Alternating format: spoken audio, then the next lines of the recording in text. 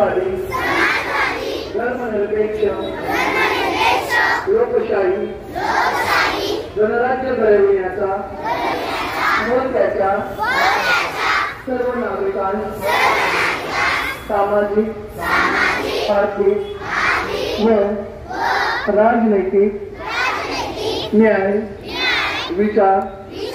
अभिव्यक्ती विश्वास श्रद्धा व उपासना यांचे स्वातंत्र्य दर्जाची व संधीची समानता निश्चितपणे प्राप्त करून देण्याचा आणि त्या सर्वांमध्ये व्यक्तीची प्रतिष्ठा व राष्ट्राची एकता आणि एकात्मता यांचे आश्वासन देणारी बंधुता